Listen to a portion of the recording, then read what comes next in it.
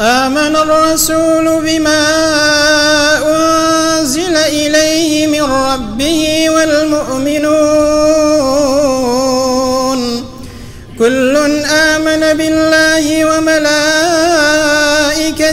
وكتبه ورسله لا نفرق بين أحد من رسله وقالوا سمعنا وأطعنا غفرانك ربنا وإليك المصير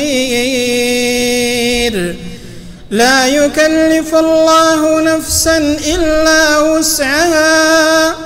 لها ما كسبت وعليها ما اكتسبت ربنا لا تؤاخذنا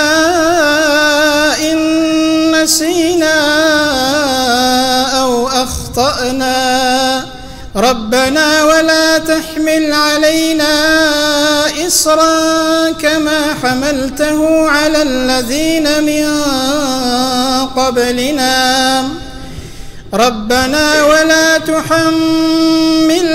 ما لا طاقة لنا به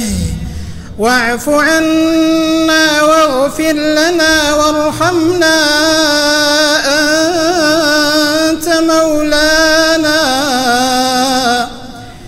أنت مولانا فانصرنا على القوم الكافرين.